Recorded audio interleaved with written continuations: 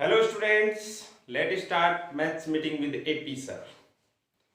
As you know, हम पिछले एक महीने से इस लॉकडाउन पीरियड में एक बहुत ही बड़े और एक बहुत महत्वपूर्ण टॉपिक इंटीग्रेशन को पिछले वीडियोस में पढ़ा है। इंटीग्रेशन के सारे कंसेप्ट्स हमने यहाँ पर पढ़े हैं। साथ ही साथ हमने अपनी जो एनसीईआरटी क्लास 12th की बुक है उसके चैप्टर नंबर 7 के ऑलमोस्ट सारे क्वेश्चन यहाँ पर सॉल्व किए हैं।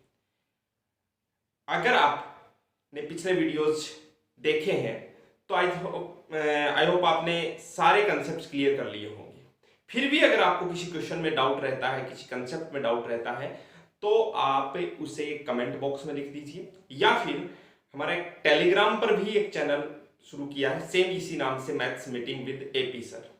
तो आपको उस चैनल को भी सब्सक्राइब करना है। तो उसमें क्या होगा कि जो भी आपके डाउट्स जो आप व्हाट्सएप पर सेंड कर सकते हैं, उन डाउट्स को मैं पीडीएफ में प्रोवाइड करवा दूंगा। ओके, अच्छा, साथ ही साथ चैप्टर नंबर 7 की जो मिसलेनियस एक्सरसाइज है वो भी अभी पेंडिंग है। उसमें 44 क्वेश्चन है। पहली बात तो ये है कि वो जो 44 क्वेश्चन है वो अगर आप बिल्कुल सारे कंसेप्ट ध्यान में रखते हुए सॉल्व करने शुरू करेंगे तो लगभग हो जाएंगे। फिर भी अगर कोई डाउट रहता है तो उसका भी पीडीएफ सॉल्यूशन आपको टेलीग्राम के चैनल पर मिल जाएगा। ओके, अब हम आज थोड़ा सा क्या है कि पिछले एक महीने से हम इंटीग्रेशन कर रहे हैं, लेकिन फिर भी अभी कंप्लीट नहीं हुआ। इंटीग्रेशन के दो महत्वपूर्ण पार्ट बचे हुए हैं, एक तो क्वाड्रेचर यानी क्षेत्रकलन और एक डिफरेंशियल इक्वेशन। दोनों 6 नंबर के लिए बोर्ड एग्जाम में पूछे जाते हैं, उन पर भी हम वापस आएंगे। लेकिन थोड़ा सा टेस्ट चेंज करते हैं और आज एक नया टॉपिक मैट्रिसेस एंड डिटरमिनेंट्स हम शुरू करने जा रहे हैं। मैट्रिसेस एंड डिटरमिनेंट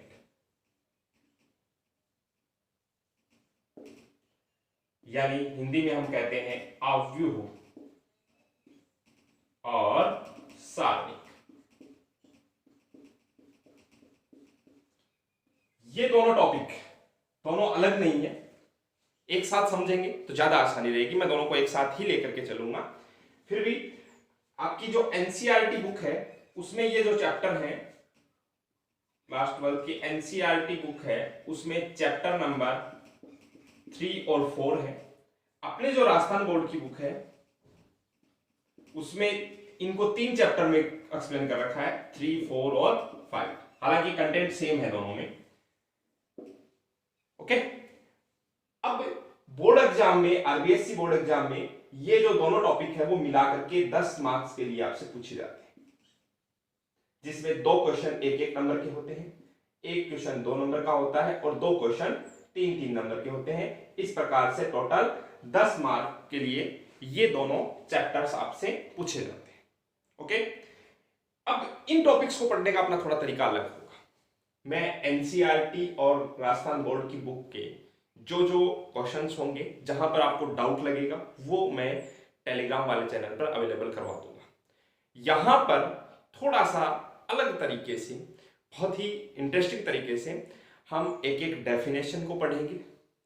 ओके, और डेफिनेशन के साथ में कंसेप्ट्स होंगे और उन कंसेप्ट पर बेस्ड एक एक दो एग्जांपल लेकर के, क्योंकि ये टॉपिक ज्यादा बड़े टॉपिक नहीं है, इनको बहुत जल्दी अपने को खत्म करना है ताकि आप वापस इंटीग्रेशन वाले पार्ट पर आ सके। ठीक है, तो चलिए शुरू करते हैं। इसमें मैट्रिसेस, पहले मैट्रिक्स के बारे में पढ़ेंगे, उसके बाद में हम डिटरमिनेंट के बारे में पढ़ेंगे। मैट्रिक्स के बारे में मैं कुछ बातें स्पीडली लिख रहा हूं और फिर उन चीजों को हम समझने की कोशिश करेंगे। देखिए, सबसे पहला पॉइंट मैट्रिक्स के अंदर क्या लिखना है? Matrix is an rectangular array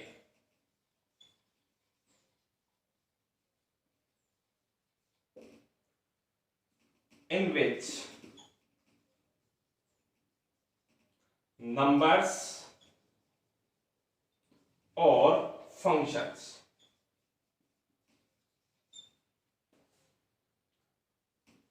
arrange in row and column.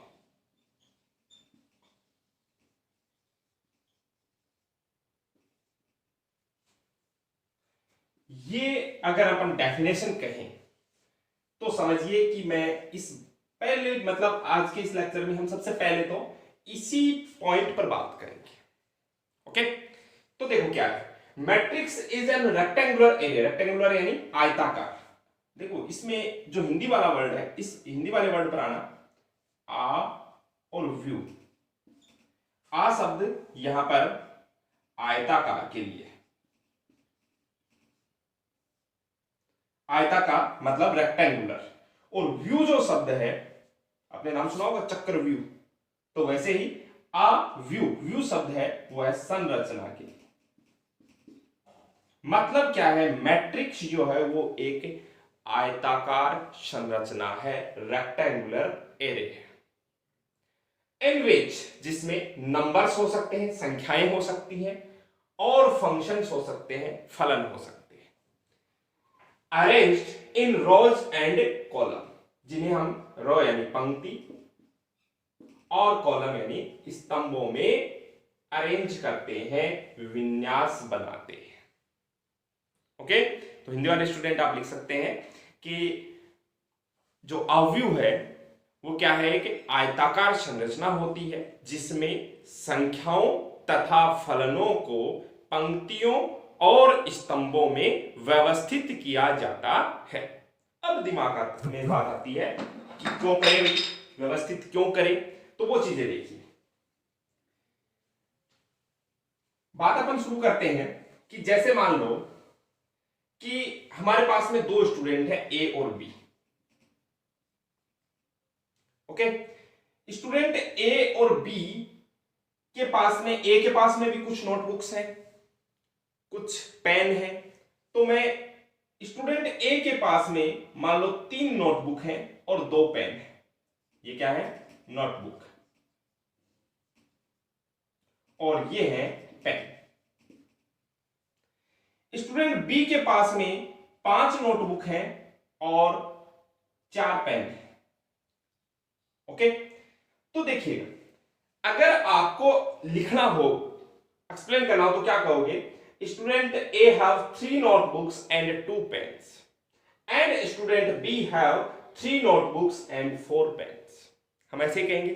अब इसी को हम क्या करते हैं, 3 2 5 4 ऐसे लिख करके बड़े ब्रैकेट में बंद कर देते हैं, और ये कह देते हैं कि ये जो फर्स्ट रो है वो स्टूडेंट ए के लिए है, सेकंड रो है वो स्टूडेंट बी के लिए है। फर्स्ट ये वाले हॉरिजॉन्टल जो होते हैं वो रो, और वर्टिकल जो होते हैं वो कॉलम। फर्स्ट कॉलम जो है वो नोटबुक्स के लिए है, और सेकंड जो कॉलम है वो पेन के लिए। तो अगर मैं आपसे कहूं कि ये एंट्री आपको देखनी है, तो ये एंट्री देखते ही आपके दिमाग में क्या आएगा कि ये सेकंड रो में है, इसका मतलब स्टूडेंट बी के लिए है, और सेकंड कॉलम में है, इसका मतलब पेन्स के लिए है। तो इसका मतलब ये 4 क्या है, number of pens of student B, यानी स्टूडेंट बी के जो पेन है उनकी संख्या है। बात समझ रहे हैं? तो बात ये आती है कि इस प्रकार से अगर कोई नंबर्स को, या फंक्शन भी हो सकते हैं, जैसे यहां पर ये आ गया x आ गया, यहां पर sin x आ गया, यहां पर सिर्फ 3 आ गया, यहां पर 10x आ गया, 7 आ गया, और यहां पर मान लो e की पावर x आ गया। ये भी एक अरेंजमेंट है। इसमें ये रो है, फर्स्ट रो, और ये क्या है, सेकंड रो। ये फर्स्ट कॉलम, ये सेकंड कॉलम, और ये थर्ड कॉलम। मतलब रो और कॉलम में ये जो अरेंजमेंट किया है आपने, इस अरेंजमेंट को हम क्या कहते हैं, अव्यूह कहते हैं, यानी मैट्रिक्स कहते हैं। ओके, जैसे आपने देखा होगा कि हम किसी क्लास के स्टूडेंट्स का रिजल्ट तैयार करते हैं, एक रिजल्ट शीट बनाते हैं, तो रिजल्ट शीट में अलग अलग प्रकार से यहां पर जैसे होता है सीरियल नंबर, फिर स्टूडेंट का नाम होता है, फादर्स नेम होता है, डेट ऑफ बर्थ होती है, उसके बाद में जैसे मान लो फिजिक्स के मार्क्स हैं, केमिस्ट्री के मार्क्स हैं, और मैथ्स के मार्क्स हैं, या बायो के मार्क्स हैं। तो यहाँ पर सीरियल नंबर 1, स्टूडेंट का नाम, फादर नेम, डीओपी, और यहाँ पर फिजिक्स के अंदर मान लो 10 में से उसे 5 नंबर मिले, केमिस्ट्री के अंदर उसे 7 नंबर मिले, मैथ्स के अंदर उसे 4 नंबर मिले, सीरियल नंबर 1। सीरियल नंबर 2 वाला स्टूडेंट है, उसका यहाँ नाम आ गया, फादर्स नेम आ गया, डीओबी आ गई, इसके मार्क्स यहाँ पर मान लो फिजिक्स के अंदर उसे 7 नंबर मिले, केमिस्ट्री के अंदर 8 और मैथ्स के अंदर उसे 9 नंबर मिले मान लेते हैं। ठीक है, सीरियल नंबर 3 स्टूडेंट है, उसके भी नाम, फादर्स नेम, ये सारी चीजें आ गई, फिजिक्स में 2 नंबर, केमिस्ट्री के अंदर 5 नंबर और मैथ्स में 3 नंबर। तो अगर आप सिर्फ यहां पर फोकस करते हैं तो ये एक अरेंजमेंट है, मैं ये सारी चीजें नहीं लिख रहा हूं। ये सारी चीजें हटाने के बाद अब आपसे कहूं कि इसे समझिए, तो हमें पता है कि फर्स्ट रो हमने किसको कहा था, सीरियल नंबर 1 वाले स्टूडेंट को फर्स्ट रो में शो किया था। सेकंड रो में किसको सेट किया था, सेकंड रो में हमने सीरियल नंबर 2 वाले स्टूडेंट को सेट किया था, और थर्ड रो के अंदर रो नंबर 3। ऐसे ही फर्स्ट कॉलम में हमने किसे, फिजिक्स के मार्क्स लिखे थे, सेकंड कॉलम में केमिस्ट्री के और फोर्थ कॉलम में मैथ्स। अब आपसे पूछा जाए कि ये 5 क्या है, तो आप सबसे पहले क्या सोचोगे कि ये जो 5 है ये कौन सी रो में है, थर्ड रो में। इसका मतलब ये 5 है वो स्टूडेंट जिसका सीरियल नंबर 3 है उसके मार्क्स हैं, और कौन से सब्जेक्ट के मार्क्स हैं इसे देखने के लिए आपको क्या करना है कि 5 जो है वो कौन से कॉलम में है, सेकंड कॉलम में है, सेकंड कॉलम में है। इसका मतलब ये जो 5 है वो क्या है, सीरियल नंबर 2 वाले स्टूडेंट के केमिस्ट्री के मार्क्स है वो कितने हैं, 5। इस प्रकार के अरेंजमेंट को हम क्या कहते हैं, मैट्रिक्स कहते हैं, अव्यूह कहते हैं। ओके, और आगे हम पढ़ेंगे कि मैट्रिक्स को, ये देखिए मैट्रिक्स एक अरेंजमेंट है और इस अरेंजमेंट को एक न्यूमेरिकल वैल्यू प्रोवाइड करवाएंगे, तब हम उसे हम कहेंगे डिटर्मिनेंट यानी सारणिक। लेकिन अभी एक बार हम सिर्फ बात कर रहे हैं मैट्रिक्स की। ओके, तो चलिए आगे बढ़ते हैं। सेकंड लाइन मैं आपके सामने लिख रहा हूं, if a matrix have m rows and n column, then its order is said to be m cross n। यदि किसी अव्यूह में m पंक्ति और n स्तंभ हो तो उस अव्यूह का क्रम क्या कहते हैं, उस क्रम को m क्रॉस n। जैसे अगर मैं आपके सामने कुछ एग्जांपल्स लिखूं कि ये बताइए A B C D, तो आप क्या बताएंगे कि इस मैट्रिक्स का ऑर्डर क्या है। इस मैट्रिक्स में कितनी रो है, 2 रो है, और कितने कॉलम है, 2 कॉलम है। तो इसका मतलब हम इसका ऑर्डर क्या लिखेंगे, 2 क्रॉस 2। ओके, अच्छा जी।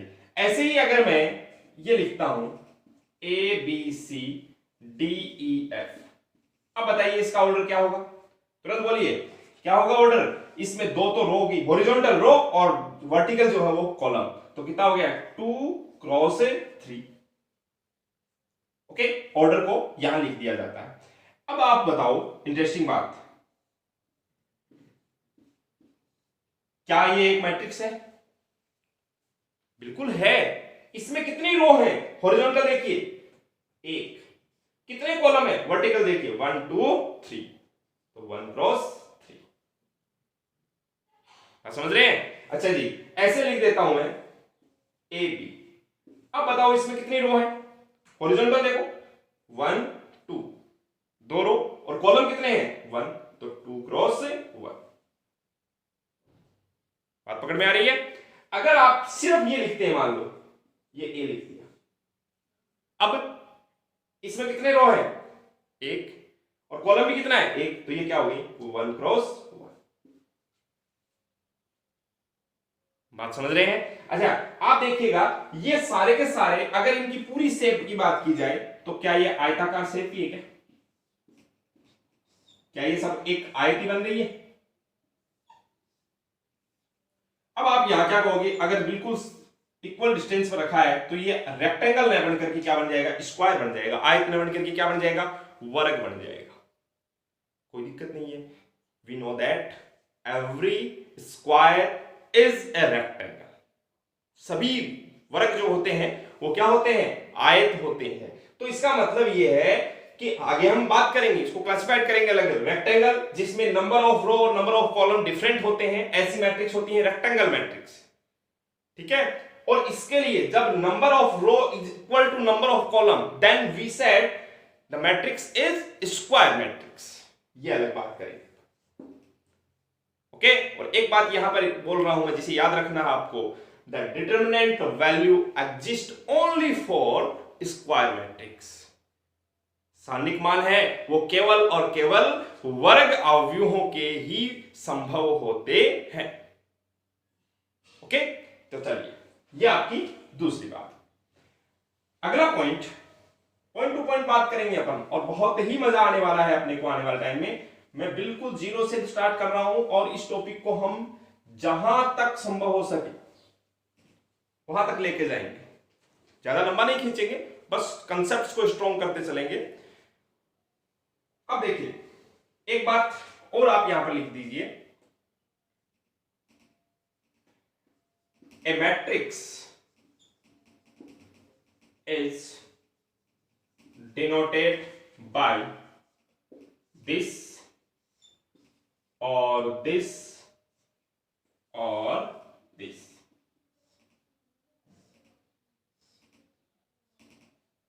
एक मैट्रिक्स को लिखते समय जनरली 99% केसेस में हम बड़ा वाला ब्रैकेट ही काम में लेते हैं।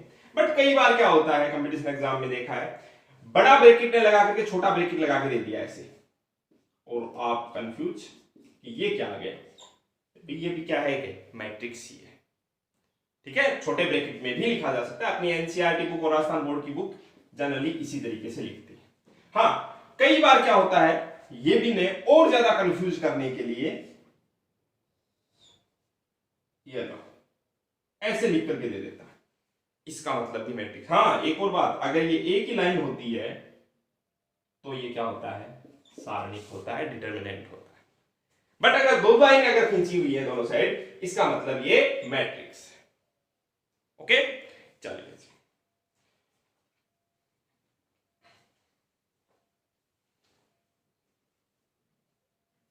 आगे बढ़ते हैं।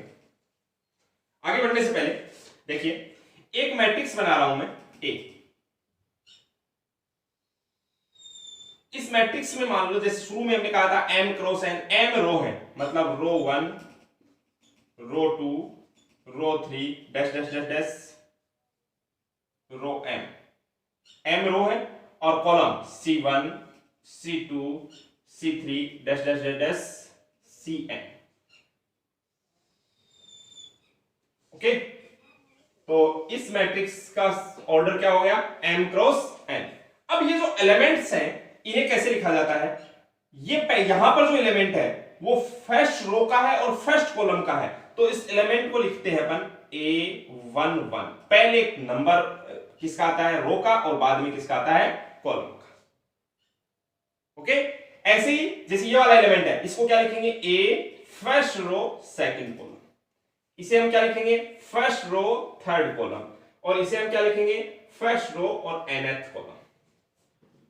यहां पर बताइए, second row first column, second row second column, second row third column, और यहां पर सेकंड रो और nth कॉलम, ओके। ऐसे ही यहां पर क्या जाएगा, third row first column, third row second column, third row third column, और थर्ड रो कौन सा कॉलम, nth कॉलम। लास्ट में अगर बात करें तो ये क्या जाएगा, mv रो और first column m1, am2, am3 और डैश डैश डैश ama। बात क्लियर है। तो ये हमारे एक मैट्रिक्स की स्ट्रक्चर होगी, और इस पूरे स्ट्रक्चर को ऐसे न लिख करके एक सिंबॉलिक फॉर्म में हम ऐसे भी लिख देते हैं, a is equal to aij m cross n, जहां i किसको रिप्रेजेंट कर रहा है, रो को, और j कॉलम को। अच्छा, एक और बात, i की जो वैल्यू है वो कहां से कहां तक होगी, देखो आई की वैल्यू मतलब आई मतलब रो को काउंट करना है 1 से लेकर कहां तक m तक, और जे जे किसको काउंट कर रहा है कॉलम को, तो जे की वैल्यू 1 से लेकर के n तक। बात क्लियर हो रही है? चल लीजिए आगे बढ़ जाते हैं।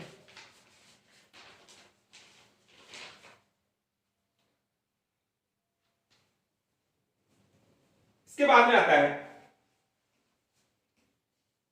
जैसे बना के देख लो आप, एक दो मैं यहां पर बनाऊं आपके सामने, कि अगर आपके सामने ऐसा लिखा हुआ है एक मैट्रिक्स है A is equal to AIJ और यहां लिख दिया 3 क्रॉस 2, तो इसे एक्सपेंड करना है, इसे बढ़ा करके कैसे लिखना है, 3 क्रॉस 2 का मतलब क्या है 3 रो और 2 कॉलम, तो जो एलिमेंट्स हैं उनको कैसे डिनोट करेंगे, A11 A12 A21 A22 A31 A32। बात क्लियर है? और ये हो गए 3 क्रॉस 2 की, ये लिखने की जरूरत नहीं होती है अपने को, सिर्फ अंदर वाले एलिमेंट्स। अब ये ऐसे होता है, बोर्ड एग्जाम में भी क्वेश्चन आता है, मैं एक क्वेश्चन आपके सामने लिख रहा हूं,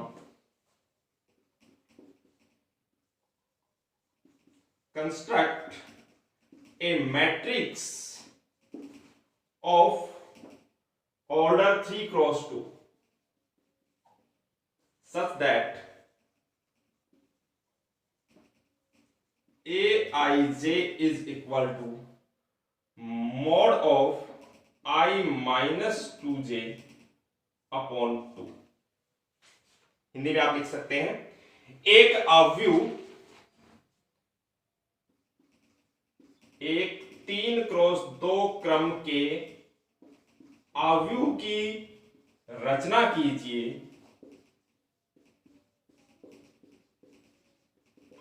जबकि या जहां Aij is equal to this. अब सोचो 3 क्रॉस 2 का अवयव आपके सामने बना हुआ है कि हमारा जो मैट्रिक्स है Aij 3 क्रॉस 2। अब 3 क्रॉस 2 का मैट्रिक्स आपके सामने ये है।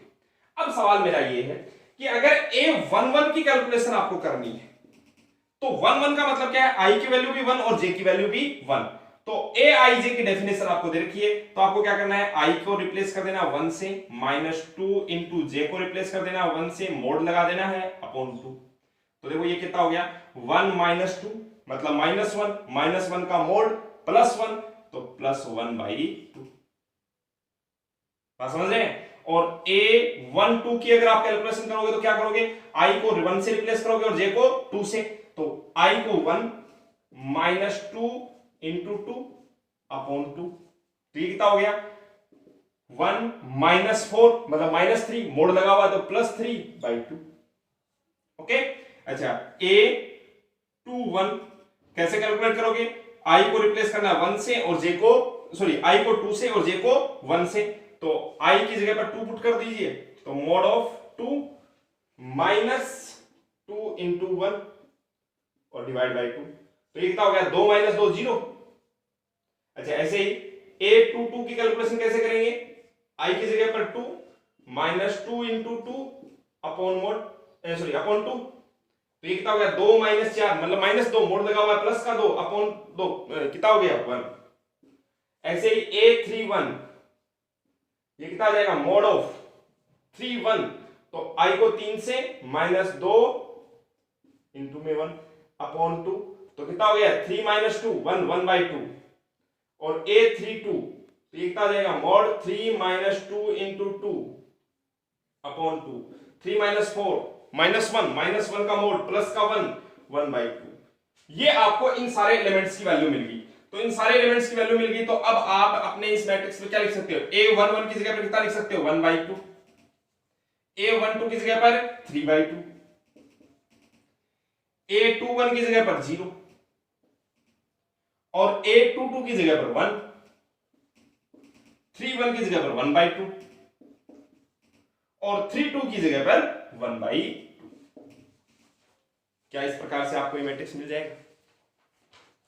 तो ऐसे क्वेश्चंस अपने राजस्थान बोर्ड की बुक में भी दे रखे हैं, और जो अपने एनसीईआरटी है उसमें भी ऐसे क्वेश्चन दिए हुए हैं जिन्हें आपको सॉल्व करना है। ओके, हालांकि आपको जो शुरू में ही कहा था पीडीएफ प्रोवाइड करवा दी जाएगी टेलीग्राम वाले चैनल पे। आगे बढ़ते हैं और हेडिंग डालेंगे टाइप्स ऑफ मैट्रिक्स, मैट्रिक्स के प्रकार।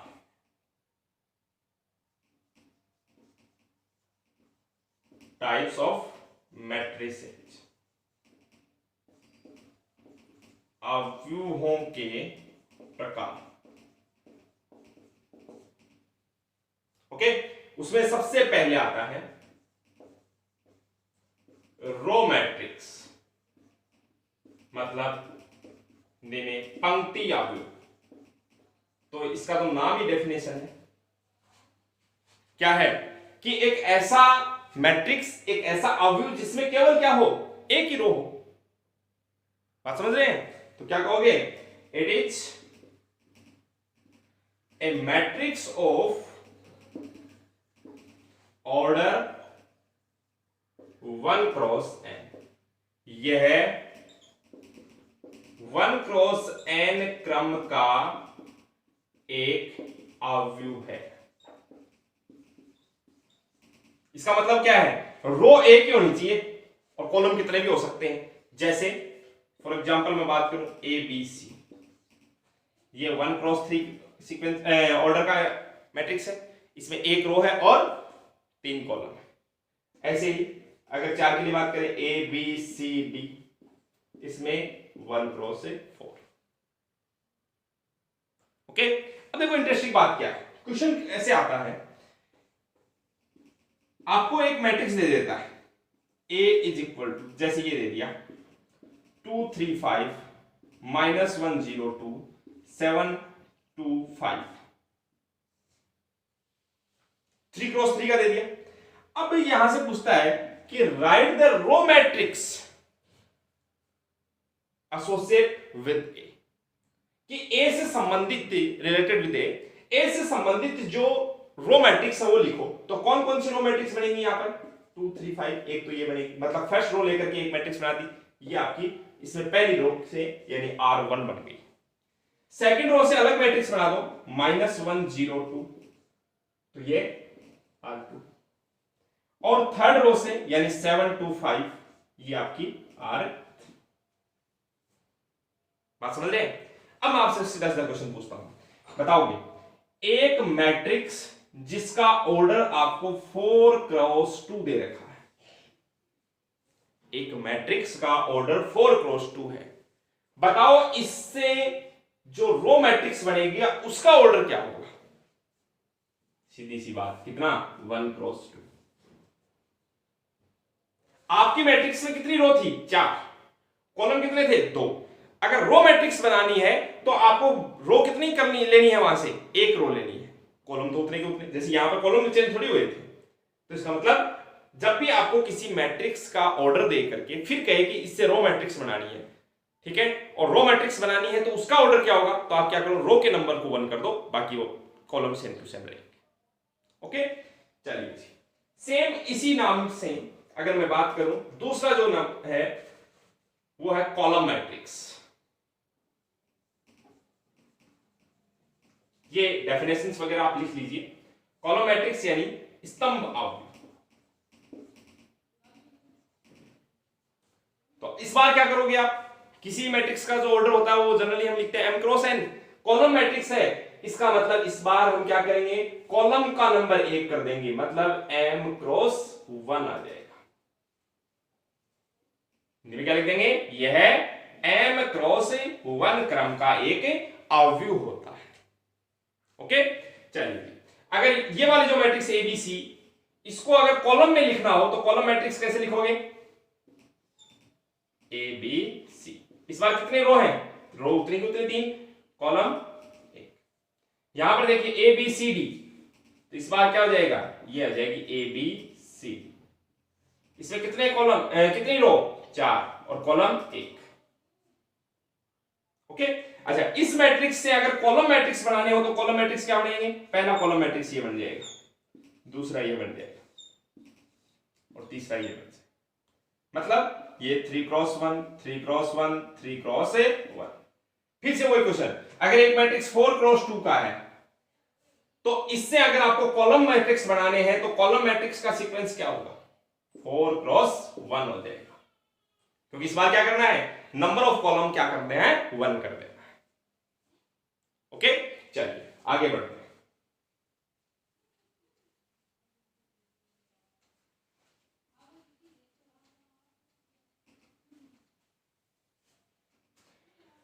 थर्ड पॉइंट आता है अपने पास में नल मैट्रिक्स।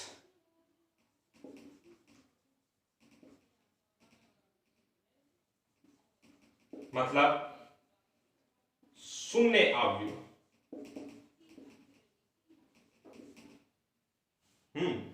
नल मैट्रिक्स जो शून्य अवयव है, अब ये क्या है, कैसे होगा, देखो एक मैट्रिक्स में अगर सारे के सारे एलिमेंट जीरो हो, if all elements of a matrix are zero, then it is a null matrix। Hindi में लिखेगा, यदि किसी अवयव के सभी अवयव शून्य हो तो उसे शून्य अवयव कहा जाता है। जैसे एक मैट्रिक्स मैंने ये बना दिया, किस ऑर्डर का है ये, 1 2 3 रो और 2 कॉलम। ओके, अच्छा एक मैट्रिक्स और बना रहा हूं मैं,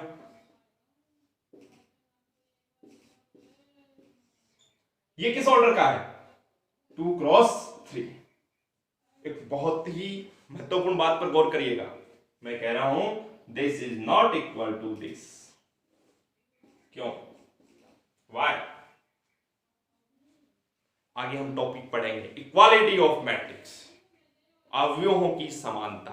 तब हम क्या कहेंगे, पहली जो लाइन कही जाएगी वो कहेंगे कि two matrix are said to be equal if their order is equal, dash dash dash dash. आगे भी और भी बात कहेंगे अपन, लेकिन पहली जो लाइन आएगी उसमें क्या कहा जाएगा कि दो मैट्रिक्स इक्वल कब कही जाती है, जब उनका ऑर्डर सेम हो। ऑर्डर सेम होने का मतलब नंबर ऑफ रो के इक्वल होनी चाहिए।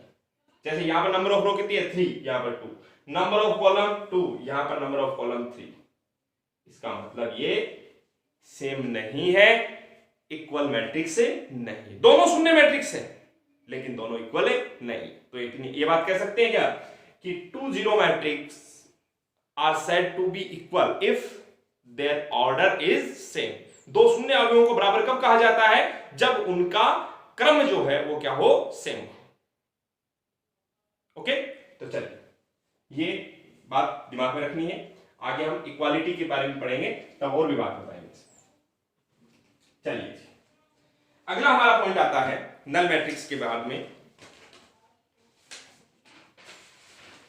Square matrix. और ये एक यहां पर आकर के थोड़ा सा स्टार लगा करके इस बात को अलग से, स्क्वायर मैट्रिक्स हिंदी में वर्ग अवयव। बात तो कर चुके हैं पहले से कि एक मैट्रिक्स का जो शेप है वो स्क्वायर कब बन जाती है, जब उसमें नंबर ऑफ रो और नंबर ऑफ कॉलम इक्वल हो जाते हैं। तो ये बात तो सबसे पहले ही लिख देता हूं मैं, number of row is equal to number of column. A matrix is said to be square matrix if the number of row is equal to number of column। यानी एक अवयव को वर्ग अवयव कब कहा जाता है, जब उसमें पंक्तियों की संख्या और स्तंभों की संख्या क्या हो, बराबर हो। जैसे अगर एक मैट्रिक्स है जिसमें एक ही रो है और एक ही कॉलम है, तो सिर्फ इसमें एक ही एलिमेंट आएगा A11, ये 1x1 का स्क्वायर मैट्रिक्स। ओके, अगर किसी मैट्रिक्स में 2 रो हैं और 2 ही कॉलम है,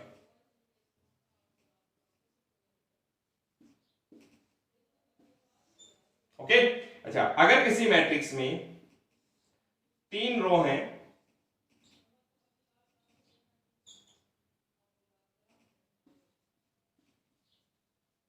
और 3 ही कॉलम है, तो ऐसे जो मैट्रिक्स है ये 2 क्रॉस 2 की स्क्वायर मैट्रिक्स हो गई, ये 3 क्रॉस 3 की स्क्वायर मैट्रिक्स। ओके, ये जो मैट्रिक्स होती है ये स्क्वायर मैट्रिक्स है।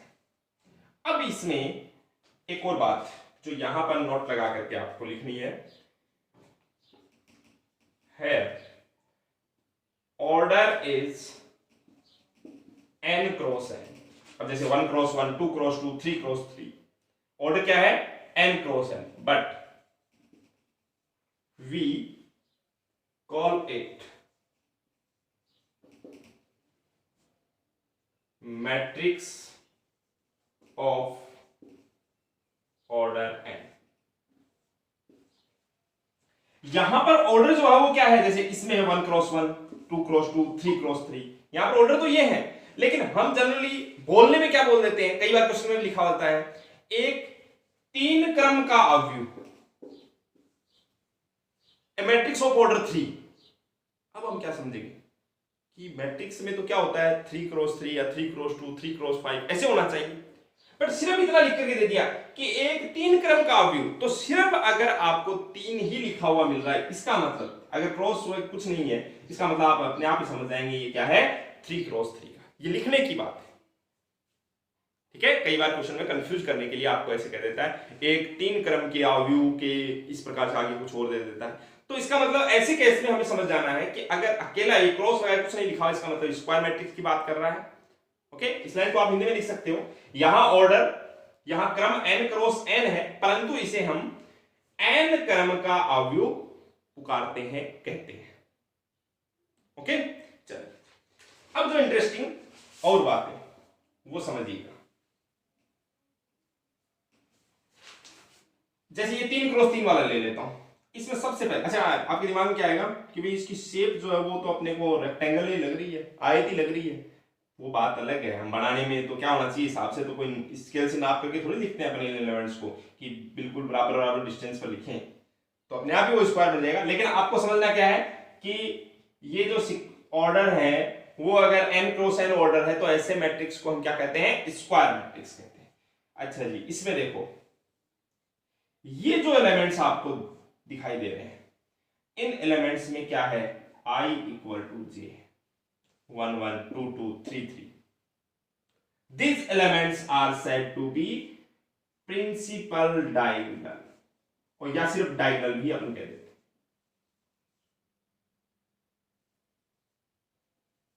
यानी मुख्य विकर्ण। इन एलिमेंट्स को क्या कहा जाता है, प्रिंसिपल डायगोनल, मुख्य विकर्ण। ओके, अच्छा जी, इसके ऊपर वाले तीनों एलिमेंट्स को देखिए ध्यान से। इन एलिमेंट्स का आप देख रहे हैं क्या है, 1 2 1 3 2 3, मतलब यहां पर I is less than J। Okay, और नीचे वाले एलिमेंट्स को देखो 2 1 3 1 3 2, यहां पर क्या है I is greater than J। मतलब यह है कि एक वर्ग अवयव में, एक स्क्वायर मैट्रिक्स में प्रिंसिपल डायगोनल यानी मुख्य विकर्ण के जो एलिमेंट्स होते हैं उनमें तो I J के इक्वल होता है, और मुख्य विकर्ण के ऊपर, प्रिंसिपल डायगोनल के ऊपर जो है वो I की वैल्यू कम होती है और J की वैल्यू ज्यादा होती है, और नीचे वाले एलिमेंट्स में I की वैल्यू ज्यादा होती है, सॉरी यहां पर तो I कम J ज्यादा, और यहां पर I ज्यादा और J कम। ओके, ये बात मैंने क्यों बताई, क्योंकि एक क्वेश्चन मैं आपके सामने लिख रहा हूं,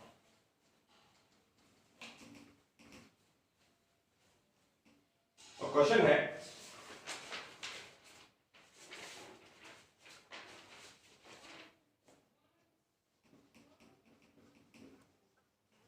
form a matrix of order 3 such that Aij is equal to I minus j by 2 when I is greater than j, I square plus j square when I is equal to j, and I plus j by 2 when I is less than j। Hindi में लिख देता हूं, एक 3 क्रम के अवयव का निर्माण कीजिए जहां Aij is equal to this. Okay, तो चलिए सिर्फ आपको लिख दिया ऑर्डर 3, 3 क्रम। इसका मतलब यह हुआ कि हमारा जो मैट्रिक्स होगा वो कैसा होगा, स्क्वायर मैट्रिक्स, और स्क्वायर मैट्रिक्स होगा और कितने का, 3 क्रॉस 3 का होगा। यहां पर 1 1, या 1 2, या 1 3, या 2 1 2 2 और 2 3, 3 1 3 2 और 3 3। अब देखिएगा, पहले बीच वाले को देख लेते हैं। जब I और J की वैल्यू इक्वल है, मतलब देखो एक तो यहां पर है, एक यहां पर है और एक यहां पर, तब आपको Aij की कैलकुलेशन इस डेफिनेशन से करनी है, मतलब I square plus J square. तो यहां देखो I की वैल्यू 1 है, यहां पर 1 है, तो क्या आ जाएगा, 1 का स्क्वायर प्लस 1 का स्क्वायर। यहां पर 2 है तो क्या आ जाएगा, 2 का स्क्वायर प्लस 2 का स्क्वायर। यहां क्या हो जाएगा, 3 का स्क्वायर प्लस 3 का स्क्वायर। ओके, अच्छा जी, I is greater than J, I की वैल्यू J से ज्यादा है, कहां पर है पता है, प्रिंसिपल डायगोनल के नीचे होती है। तो नीचे वाले तीनों एलिमेंट्स की कैलकुलेशन जो है वो इस डेफिनेशन से आपको करनी है। कैसे करेंगे, देखो यहां पर है 2 1, तो I की जगह पर 2, तो 2 माइनस 1 बटा 2। यहां पर I की जगह 3 है, तो 3 माइनस 1 बटा 2। यहां पर क्या हो जाएगा, 3 माइनस 2 बटा 2। ये तीनों एलिमेंट्स हैं वो इस डेफिनेशन से सॉल्व किए जाएंगे। और ऊपर वाले जो तीनों एलिमेंट हैं उनमें I J से छोटा होता है, इनकी डेफिनेशन ये वाली काम में ली जाएगी। यहां पर क्या था, 1 2, तो 1 प्लस 2 बाई 2। यहां पर 1 3 था, तो 1 प्लस 3 बाई 2। यहां पर 2 3 था, तो 2 प्लस 3 बाई 2। तो फाइनली हमारे पास में ये जो मैट्रिक्स है वो क्या आ गया, 1 का स्क्वायर प्लस 1 का स्क्वायर 2, 3 बाई 2, 4 बाई 2 यानी 2 हो गया, 1 बाई 2, 4 प्लस 4 8, 5 बाई 2, 2 बाई 2 यानी 1, 1 बाई 2, और ये हो गया 18। 3 क्रॉस 3 का मैट्रिक्स आपके सामने बन करके तैयार है। बात समझ रहे हैं, चलिए आगे बढ़ते हैं। स्क्वायर मैट्रिक्स में अभी आगे और कहीं नहीं जा रहे हैं, स्क्वायर मैट्रिक्स को ही हम और आगे डिटेल से पढ़ते हैं।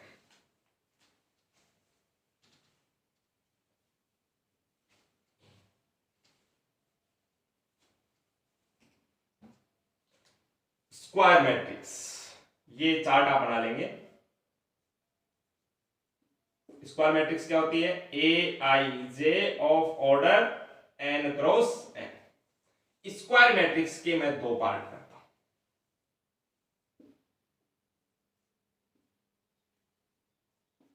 सबसे पहला पार्ट इसमें है डायगोनल मैट्रिक्स,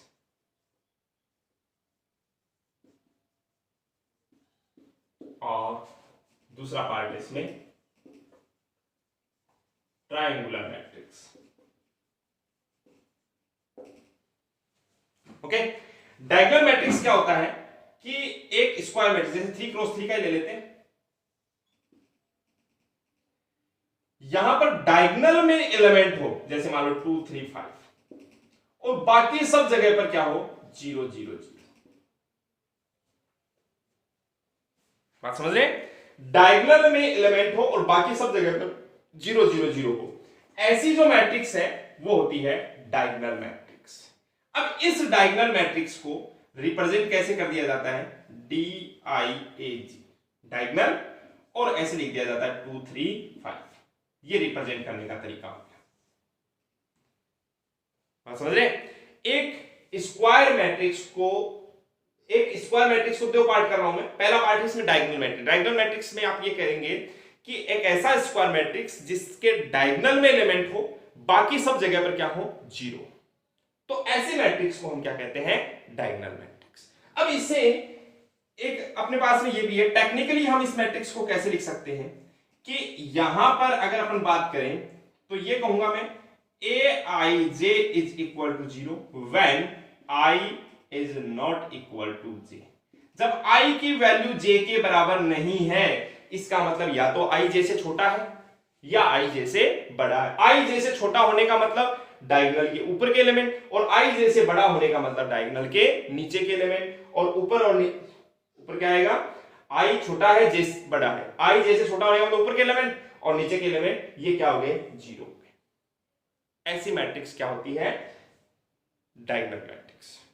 ओके, अच्छा जी, ट्रायंगुलर मैट्रिक्स जो है इसमें दो पार्ट है। सबसे पहला है अपर ट्रायंगल, अच्छा हिंदी में क्या कहेंगे अपन इसको, विकर्ण अवयव, और इसे कहेंगे त्रिभुजाकार अवयव। अच्छा, अपर ट्रायंगुलर मैट्रिक्स हिंदी में कहेंगे ऊपरी त्रिभुजाकार अवयव। इसमें क्या होता है कि डायगोनल जो है, जैसे ये डायगोनल है ए बी सी, इसके नीचे के सारे एलिमेंट जीरो कर दो, ऊपर डी ई एफ। मतलब ये स्थिति है कि जब किसी, यहां पर देखिएगा जो आपका ट्रायंगल है वो ऊपर ऐसे बन रहा है कि एक स्क्वायर मैट्रिक्स में डायगोनल के नीचे के सारे एलिमेंट जीरो हो, तो इसका मतलब ट्रायंगल ऊपर बनेगा, और ट्रायंगल ऊपर बनेगा तो इसे हम कहेंगे अपर ट्रायंगुलर मैट्रिक्स। ओके, अच्छा जी, अपर ट्रायंगुलर मैट्रिक्स को टेक्निकली हम ऐसे कह सकते हैं कि अपर ट्रायंगुलर मैट्रिक्स में ए आई जे इज इक्वल टू जीरो, कब, जब आई इज ग्रेटर देन जे। आई की वैल्यू जे से ज्यादा है, इसका मतलब डायगोनल के नीचे, डायगोनल के नीचे के सारे एलिमेंट क्या होंगे, जीरो। ओके, अच्छा जी, दूसरा आता है lower triangular matrix. Lower triangular matrix, इस बार क्या होगा, ट्रायंगल है वो नीचे की ओर बनेगा, ये तो डायगोनल हो गया, और ये डी ई एफ यहां आ गई, यहां ऊपर वाले सारे एलिमेंट क्या हो जाए, जीरो हो जाए। तो ये जो कैस यहां पर ट्रायंगल बना वो कहां बना, नीचे की ओर। तो इस केस में क्या होगा, ए आई जे इज इक्वल टू जीरो, कब, जब आई इज लेस देन जे। उल्टा लिख दिया, सोचो यहां पर क्या है, आई, हाँ सही सही है, आई इज लेस देन जे का मतलब है ट्रायंगल के ऊपर वाले एलिमेंट जो है वो क्या हो, जीरो हो जाए। बात क्लियर हो रही है। तो इस प्रकार से ये आप चार्ट बना लीजिए। अभी जो डायगोनल मैट्रिक्स है इसके भी आगे दो पार्ट हम पढ़ेंगे।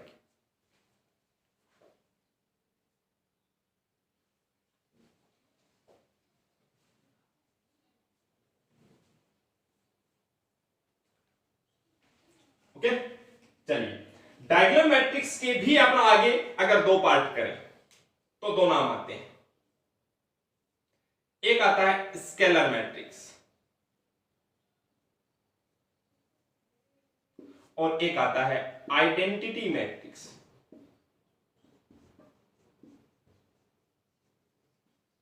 मतलब स्केलर यानी अदिश अवयव, और ये होता है इकाई अवयव या तत्समक अवयव। यूनिट मैट्रिक्स भी हम इसको बोल देते हैं। देखो, डायगोनल मैट्रिक्स क्या होता है, एक ऐसा मैट्रिक्स जिसमें सिर्फ डायगोनल में एलिमेंट हो। अब अगर डायगोनल वाले एलिमेंट भी अगर इक्वल हो गए और बाकी सब जगह जीरो जीरो, देखो डायगोनल में एलिमेंट होने चाहिए, डायगोनल वाले एलिमेंट अलग अलग हैं तो सिर्फ डायगोनल नाम देंगे, विकर्ण अवयव कहेंगे। अगर डायगोनल वाले एलिमेंट सेम हैं तो उसे हम क्या कहेंगे, स्केलर मैट्रिक्स यानी अदिश अवयव। और सेम होने के साथ साथ अगर 1 1 1 भी है तो ऐसा मैट्रिक्स जो है वो क्या कहलाता है, आइडेंटिटी मैट्रिक्स।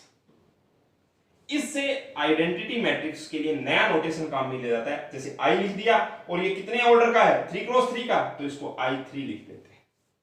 तो बताओ, देखिए I2 क्या बनेगा, I2 मतलब 2 क्रॉस 2 का होना चाहिए, डायगोनल में 1 1 होना चाहिए, बाकी जगह पर 0 0 होना चाहिए, ये 2 क्रॉस 2 का। I1 नहीं होता है कोई, ये I1 ऐसा नहीं होता, समझ गए। तो स्क्वायर मैट्रिक्स के बारे में फिर से अपन बात करें कि एक मैट्रिक्स है, ज्यादा इंपॉर्टेंट पॉइंट है क्योंकि स्क्वायर मैट्रिक्स से ही हमारा टॉपिक डिटरमिनेंट शुरू होता है। ओके, अब देखिए स्क्वायर मैट्रिक्स के बारे में हमने क्या पढ़ा कि एक ऐसा मैट्रिक्स जिसमें नंबर ऑफ रो और नंबर ऑफ कॉलम सेम होते हैं, इक्वल होते हैं, तो ऐसा मैट्रिक्स क्या होता है? स्क्वायर मैट्रिक्स होता है। ओके, फिर इसके दो पार्ट किए, डायगोनल मैट्रिक्स और ट्रायंगुलर मैट्रिक्स, विकर्ण अवयव और त्रिभुजाकार अवयव। डायगोनल मैट्रिक्स में सिर्फ डायगोनल में एलिमेंट होंगे, बाकी सब जगह पर जीरो होंगे। और ट्रायंगुलर मैट्रिक्स में या तो डायगोनल के ऊपर वाले सब जीरो होंगे या नीचे वाले जीरो होंगे। जब ऊपर वाले सब के सब जीरो हो गए तो ट्रायंगल है वो नीचे बना, इसलिए लोअर ट्रायंगुलर मैट्रिक्स, और नीचे वाले सब जीरो हो गए तो ट्रायंगल ऊपर की ओर बना, तो अपर ट्रायंगुलर मैट्रिक्स। अच्छा, डायगोनल मैट्रिक्स के फिर से दो पार्ट किए, जिसमें आता है स्केलर मैट्रिक्स और आइडेंटिटी मैट्रिक्स। स्केलर मैट्रिक्स कब कहेंगे? जब डायगोनल के एलिमेंट सेम होते हैं तब स्केलर, और जब डायगोनल के एलिमेंट सेम के साथ साथ 1 1 1 हो तो ऐसा मैट्रिक्स क्या होता है? Identity matrix. ओके, चलिए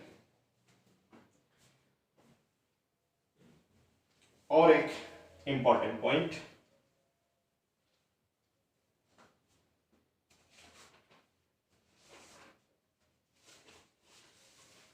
या उससे पहले नोट लगा करके कुछ बातें आपको लिखनी है।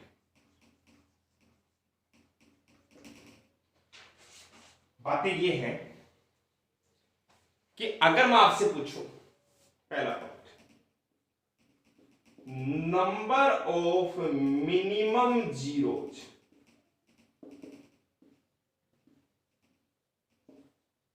इन ए डायगोनल मैट्रिक्स, या पहले ट्रायंगुलर मैट्रिक्स है।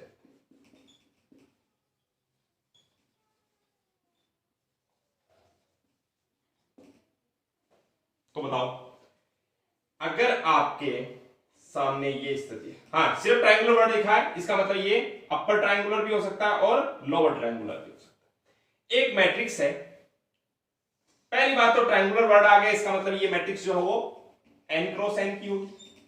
तो मैंने यहां पर लिखा A11, A12, A13 dash dash dash dash, A1n, A21, A22, A23 dash dash dash dash, A2n। ऐसे ही AN1, AN2, AN3 dash dash dash dash, ANn। बात क्लियर है? अच्छा जी, क्या ये आपका डायगोनल है क्या?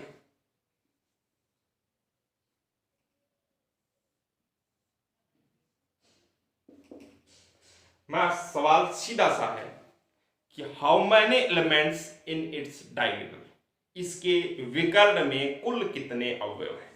सिर्फ डायगोनल की बात करें, जैसे अभी आपने बनाया 3 क्रॉस 3 का, अगर आप एक मैट्रिक्स बनाते हो तो इसके डायगोनल में विकर्ण में कितने अवयव होंगे? 3। अगर 2 क्रॉस 2 का बनाते हो तो यहां कितने एलिमेंट होंगे? बात क्लियर हो रही है? तो बात यह है कि यहां पर कितने एलिमेंट हो गए? n एलिमेंट हो गए। अगर n क्रॉस देखो 1 1 2 2 3 3 4 4 5 5 6 6 7 7 ऐसे n, तो कितने एलिमेंट हो गए? n एलिमेंट तो यहां हो गए। अच्छा जी, ऊपर वाला जो ट्रायंगल है, सिर्फ डायगोनल को छोड़ करके बात कर रहा हूं, यहां और यहां क्या सेम एलिमेंट होंगे क्या? जैसे 3 क्रॉस 3 वाले में देखो ऊपर 3 एलिमेंट, नीचे भी 3 एलिमेंट। एक 4 क्रॉस 4 का भी बना लेता हूं मैं।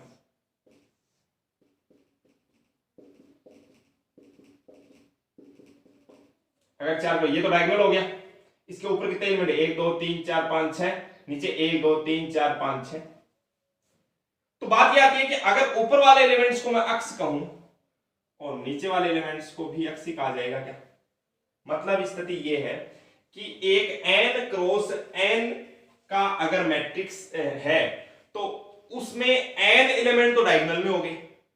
ओके, अब ऊपर जितने एलिमेंट है उतने ही एलिमेंट क्या हो गए? नीचे हो गए। ठीक है, तो अब आपसे बात की जाएगी, बताओ टोटल एलिमेंट कितने हो गए? पहले तो ये बताओ, ऊपर x n डायगोनल में और नीचे भी x, और टोटल एलिमेंट कितने हो गए? देखो यहां पर n एलिमेंट, जैसे मान लो 3 क्रॉस 3 का बनाते हैं तो टोटल एलिमेंट आते हैं 9, 4 क्रॉस 4 का बनाते हैं तो टोटल एलिमेंट आते हैं 16, 2 क्रॉस 2 का बनाते हैं तो टोटल एलिमेंट आते हैं 4। इसका मतलब टोटल एलिमेंट कितने हो गए? n square. तो यहां से देखिएगा ये x और x मिलकर के हो गया 2x is equal to N square minus N, तो x is equal to N square minus N by 2।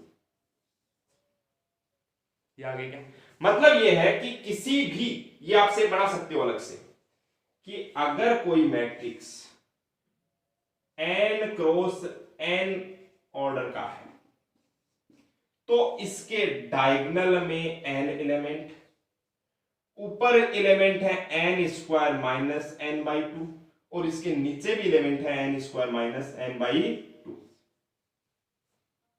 Okay, अच्छा जी, अब सवाल आप वापस आ जाओ पॉइंट पर। Number of minimum zero in A triangular matrix, एक त्रिभुजाकार अवयव में कितने जीरो होने चाहिए कम से कम। अब देखो, अगर एक मैट्रिक्स ट्रायंगुलर है तो इसके ऊपर वाले सभी जीरो हो या फिर नीचे वाले सभी जीरो, दोनों जीरो तो नहीं होंगे, या तो ऊपर वाले सबके सब जीरो हो या फिर क्या हो, नीचे वाले सबके सब जीरो। ऐसे केस में अगर ऊपर वाले सबके सब जीरो हैं तो कम से कम इतने एलिमेंट कम से कम जीरो होने चाहिए क्या, नीचे वाले सब जीरो है तो ये वाले जीरो होने चाहिए। तो आपके सामने हमेशा अगर क्वेश्चन आता है कि if A matrix of order 3, एक 3 क्रॉस 3 क्रम का वर्ग अवयव है, और find the number of minimum zeros in A triangular matrix of order 3, एक 3 क्रॉस 3 क्रम के त्रिभुजाकार अवयव में कम से कम शून्यों की संख्या कितनी होगी, तो कितना हो जाएगा 3 का स्क्वायर माइनस 3 और बटे में 2, तो कितना हो गया 9, 9 में से 3 माइनस किए 6 और 6 में 2 का भाग दिया तो कितना आ गया 3 आ गया। अगर आपके पास में मैट्रिक्स है 5 क्रॉस 5 का तो क्या हो जाएगा 5 का स्क्वायर माइनस 5 बटा 2, 25 में से 5 माइनस हुए 20 बटा 2 10। ओके, अच्छा जी, आपके दिमाग में क्या आ रहा होगा कि मैक्सिमम नंबर कितना हो सकता है। चलिए जी सोचो, एक मैट्रिक्स 3 क्रॉस 3 और सीक्वेंस का ऑर्डर का है, ठीक है। अच्छा, ये ट्रायंगुलर मैट्रिक्स है, यहां भी जीरो, यहां जीरो, यहां जीरो। ओके, अच्छा जी, यहां पर मान लो आ गया 3 2 1 5 0 4। क्या अब इसे आप अपर लोअर ट्रायंगुलर मैट्रिक्स नहीं कहेंगे? बिल्कुल कहेंगे, क्योंकि हमारे डेफिनेशन में क्या पढ़ा है हमने कि ऊपर के सारे एलिमेंट जीरो होने चाहिए। हमने ये तो नहीं कहा कि नीचे वाला कोई जीरो नहीं हो सकता, हो सकता है, क्या दिक्कत है। अगर यही मैट्रिक्स अपर ट्रायंगुलर होती तो हम क्या कहते हैं कि नीचे के सारे जीरो होने चाहिए, इसका मतलब ऊपर वाला में से भी कोई एक आधा जीरो हो सकता है। तो मैक्सिमम नंबर यहां डिफाइन नहीं करेंगे अपन, minimum number of zero define करेंगे, और वो कितने होंगे n square minus n by 2। Okay, अच्छा जी, अब आप बढ़ते हैं आगे, ये इसका आंसर क्या लिख देंगे n square minus n by 2। दूसरा point, number of minimum zero या मिनिमम नंबर ऑफ जीरो, ज्यादा सही रहेगा, सेंटेंस ये रहेगा minimum number of zeros, minimum number of zeros in a diagonal matrix, एक विकर्ण अवयव में कम से कम कितने जीरो होने चाहिए। तो जैसे मैं यहां पर आपके सामने 3 क्रॉस 3 का बनाऊं,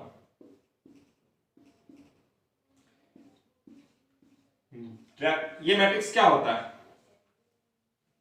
बताइएगा। देखिए कि अगर एक डायगोनल मैट्रिक्स है उसमें डायगोनल में एलिमेंट होने चाहिए, ऊपर भी जीरो होने चाहिए और नीचे भी जीरो हो जाए। बात समझ रहे हैं कि नहीं? अभी हमने देखा कि ऊपर कितने एलिमेंट होते हैं n square minus n by 2 और नीचे कितने होते हैं n square minus n by 2। तो ये तो कम से कम इतने तो जीरो होने चाहिए दोनों जगह पर। अच्छा, मान लो यहां जीरो आ गया तो क्या अब इसे डायगोनल नहीं कहेंगे? बिल्कुल कहेंगे, क्योंकि डायगोनल मैट्रिक्स की डेफिनेशन क्या थी कि एक ऐसा मैट्रिक्स जिसके ऊपर भी जीरो और नीचे भी जीरो। हाँ, अगर डायगोनल में सबके सब जीरो हो गए then it is not a diagonal matrix, it is zero matrix या नल मैट्रिक्स। कम से कम यहां पर एक एलिमेंट ऐसा होना चाहिए, 2 5 जो भी हो, जो जीरो नहीं हो, तब अब इसको डायगोनल मैट्रिक्स कहेंगे। समझे? तो ये इसका आंसर क्या होगा आपका, minimum number of zeros in a diagonal matrix is equal to n square minus n by 2। ऊपर भी जीरो होने चाहिए प्लस नीचे भी जीरो होने चाहिए, यहां 0 हो या नहीं हो इससे कोई मतलब नहीं है, यहां अगर नंबर है तो भी ये डायगोनल मैट्रिक्स कहलाएगा, यहां अगर 0 है तो भी ये डायगोनल मैट्रिक्स कहलाएगा। बात समझ रहे हो? लेकिन तीनों ही 0 आ गए अब ये डायगोनल मैट्रिक्स नहीं कहलाएगा। बात समझ रहे हैं? अच्छा जी, तो अब आप बताइए, इनको जब आप सॉल्व करेंगे तो ये हो जाएगा n स्क्वायर माइनस n। तो याद रखेंगे कि minimum number of zeros in a diagonal matrix is equal to n square minus n। अच्छा जी, अब यहां पर एक बात और कर लेते हैं, maximum number of zeros in a diagonal matrix. एक वर्ग आव्यूह विकर्ण आव्यूह में अधिकतम कितने जीरो हो सकते हैं? मैक्सिमम। तो देखो, ये जीरो होने ही चाहिए, ये भी होने ही चाहिए, साथ ही साथ यहां एक एलिमेंट को छोड़ करके बाकी जीरो हो सकते हैं। अगर सबके सब जीरो हो गए तब तो वो जीरो मैट्रिक्स बन जाएगा। एक एलिमेंट भी अगर नॉन जीरो है तो उसे हम डायगोनल मैट्रिक्स कहेंगे। तो सोचो मैक्सिमम नंबर कितने हो सकते हैं? हमें पता है एक n क्रॉस n का जो मैट्रिक्स है उसमें मैक्सिमम नंबर ऑफ एलिमेंट क्या होते हैं? n square. लेकिन उसमें से कम एक जीरो नहीं होना चाहिए। तो ये आपके लिए रिजल्ट किसके लिए आ गया? Maximum number of zeros in a diagonal matrix. एक एलिमेंट जीरो नहीं हो डायगोनल वाला। अच्छा, मान लो ऐसा आ जाए ये टू, क्या अब ये डायगोनल मैट्रिक्स है? बिल्कुल नहीं है। डायगोनल मैट्रिक्स की पहली डेफिनेशन तो यही होती है कि डायगोनल के ऊपर वाले सब जीरो होने चाहिए, नीचे वाले सब जीरो होने चाहिए। डायगोनल में भी जीरो हो सकते हैं एक को छोड़ करके, कम से कम एक। अच्छा, एक कोई सा भी हो सकता है, जैसे ये नहीं हो, अब ये डायगोनल है। ओके, ठीक है, ये तीनों पॉइंट आप लिख लेंगे, नोट में लिख रहे हैं यहां पर। अच्छा जी, आगे बढ़ते हैं, पॉइंट नंबर 4।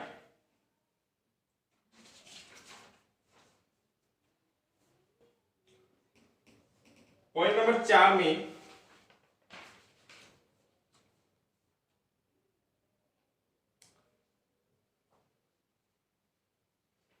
एक एज एक छोटा सा एक टॉपिक है, ट्रेस ऑफ ए मैट्रिक्स।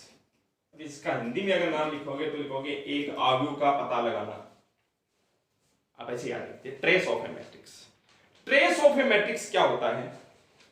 जैसे हमारे सामने एक मैट्रिक्स लिखा हुआ है, मैं यहां लिख देता हूं क्वेश्चन के तौर पर कि एक मैट्रिक्स है 1 0 3 2 -1 4 और 3 2 7। सबसे पहली बात तो trace of A matrix is defined only for square matrix. ये सिर्फ और सिर्फ स्क्वायर मैट्रिक्स के लिए ही डिफाइन किया जाता है। ओके, अच्छा, और होता क्या है? ट्रेस ऑफ ए मैट्रिक्स जिसे हम TR से डिनोट करते हैं, TRA is equal to summation of AII। ये आपकी डेफिनेशन भी है, फॉर्मूला भी है।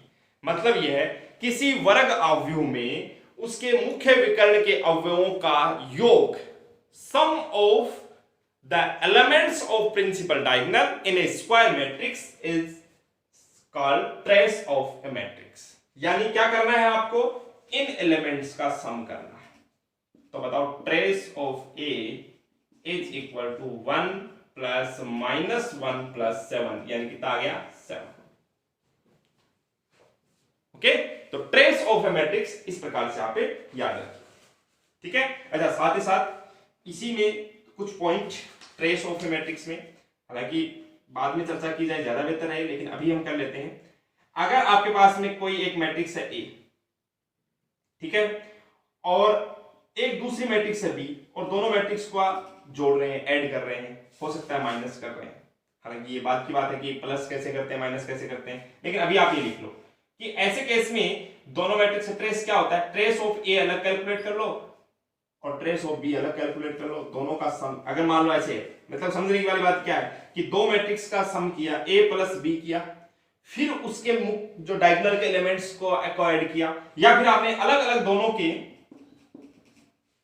ट्रेस कैलकुलेट कर लिए और दोनों को ऐड कर दिया, सेम रिजल्ट आएगा। सेम ऐसे ही ट्रेस ऑफ के कोई भी कांस्टेंट है, अगर किसी मैट्रिक्स को किसी कांस्टेंट से मल्टीप्लाई किया जाए, जैसे मान लो इस मैट्रिक्स को 5 से मल्टीप्लाई कर, मैट्रिक्स को 5 से मल्टीप्लाई करने का मतलब क्या है? जितने भी सारे एलिमेंट्स हैं वो सारे के सारे किससे? 5 से मल्टीप्लाई हो जाएंगे। और फिर आपसे कहा जाए कि इसका ट्रेस कैलकुलेट करो, तो ये सारे सम क्या हो जाएगा, योग हो जाएगा। अब हम क्या करते हैं, इसके लिए फॉर्मूला याद रखेंगे कि के बाहर आ गया और ट्रेस ऑफ ए, मतलब सिंपल जो लिखी हुई है मैट्रिक्स उसका ट्रेस फाइंड कर लीजिए और उसको के से मल्टीप्लाई कर दीजिए। ओके, अच्छा जी, एक और बात, trace of A B is equal to trace of B, ये भी हम बात करेंगे। अगर दो मैट्रिक्स का मल्टीप्लाई, आगे टॉपिक आएगा मल्टीप्लिकेशन ऑफ टू मैट्रिसेस, तब दो मैट्रिक्स को मल्टीप्लाई करके उसका ट्रेस फाइंड कर रहे हैं, चाहे ए को बी से मल्टीप्लाई करो चाहे बी को ए से मल्टीप्लाई करो, मतलब डायगोनल के एलिमेंट्स का सम जो है वो हमेशा क्या रहेगा, सेम ही रहेगा। ओके, तो इस पॉइंट पर हम एक क्वेश्चन कर लेते हैं ट्रेस पर।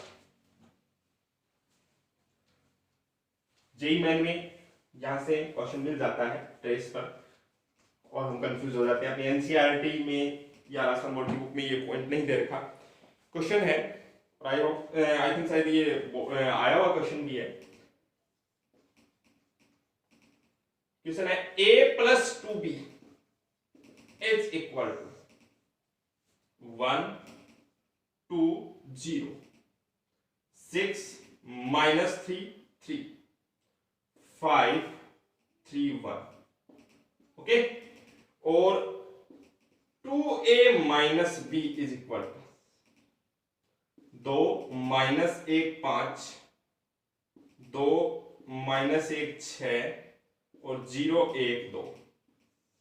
ये भी 3 क्रॉस 3 का एक स्क्वायर मैट्रिक्स है, 3 क्रॉस 3 का एक स्क्वायर मैट्रिक्स, ये आपको गिवन है क्वेश्चन में, ठीक है। और फिर क्वेश्चन में ये कहा गया है कि find the trace of A minus trace of B. तो सवाल मेरा ये क्या किया जाए, एक तो तरीका हम बाद में आगे पढ़ेंगे कि यहां से ए और बी की वैल्यू फाइंड कर ले, ओके, लेकिन हम यहां से देखिए सॉल्यूशन कैसे कर रहे हैं। पहले आपसे क्वेश्चन ये है, trace of A plus 2b कितना है। ये जो मैट्रिक्स आपके सामने a प्लस 2b, इसका ट्रेस कितना है, 1 प्लस माइनस 3 प्लस 1, कितना हो गया 2 माइनस 3 मतलब माइनस 1। अच्छा जी, trace of 2a minus b कितना है, 2 माइनस 1 प्लस 2। क्या करना है, इन एलिमेंट्स का सम ही तो करना है। ये कितना हो गया, 2 4 में से 1 माइनस हो गया 3। अब यहां से आ जाओ, trace of a plus 2b क्या लिख सकते हो आप, trace of a plus trace of 2b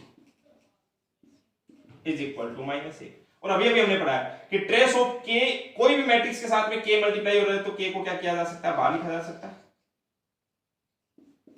अभी अभी हमने क्या पढ़ा है कि trace of ka is equal to k into trace of a।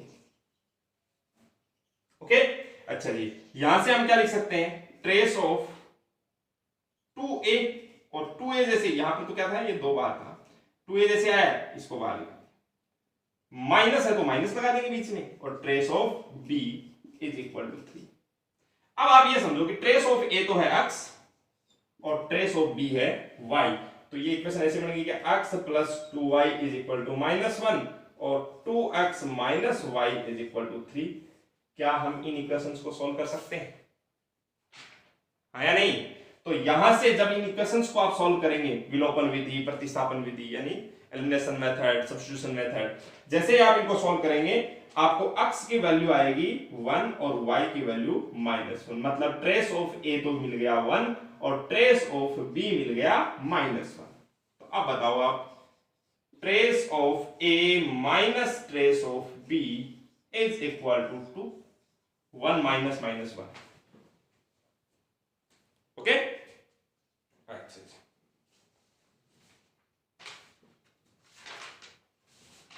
आगे बढ़ते हैं।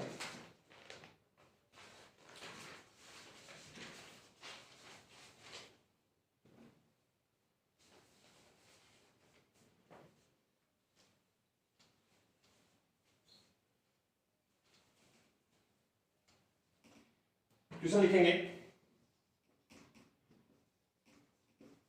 Bye using 0 and 1 only,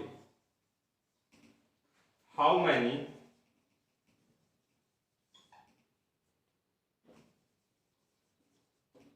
how many diagonal matrices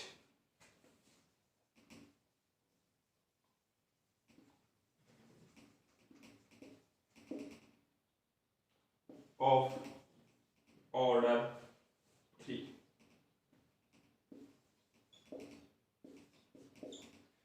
मतलब ये लिखेंगे 0 और 1, सिर्फ 0 और 1 से कितने 3 क्रम के विकर्ण अवयव बनाए जा सकते हैं।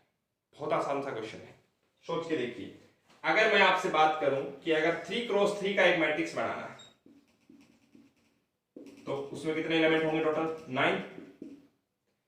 अब डायगोनल मैट्रिक्स बनाना है तो इसका मतलब डायगोनल के ऊपर भी 0 और डायगोनल के नीचे भी 0। हिंदी में आप लिख लेना कि केवल 0 और 1 के उपयोग से 3 क्रम के कितने विकर्ण अवयव बनाए जा सकते हैं। ओके, अच्छा।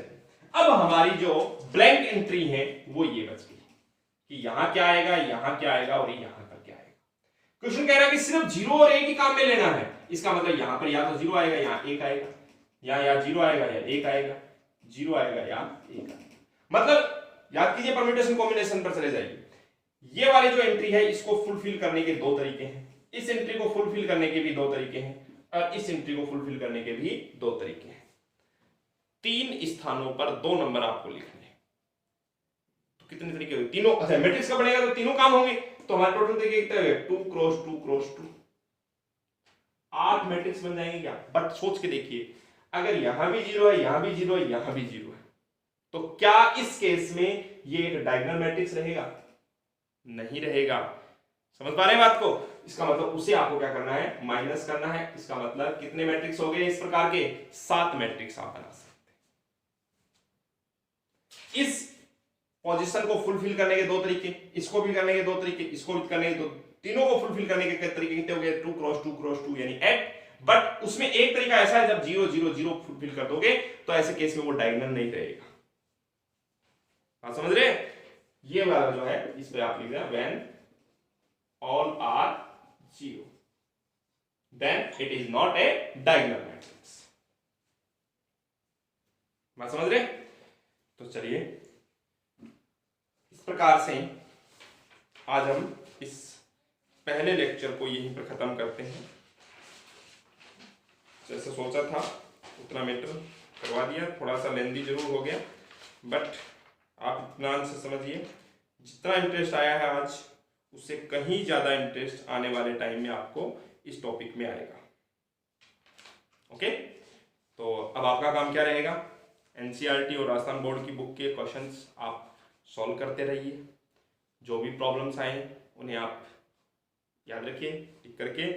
जब भी, या तो पहले ही आपको अपने टेलीग्राम वाले पेज पर मिल जाएगा उसका सॉल्यूशन, ठीक है? उसका लिंक डिस्क्रिप्शन, टेलीग्राम का जो लिंक है वो मैं डिस्क्रिप्शन में डाल दूंगा, तो वहां से भी आप देख लेंगे, तो उनका सॉल्यूशन मिल ही जाएगा। फिर भी अगर कोई डाउट रहता है तो आप व्हाट्सअप कर देंगे, उसका पर्टिकुलर आपको वो सेंड कर दिया जाएगा, ठीक है? चैनल को लाइक शेयर सब्सक्राइब जरूर करें।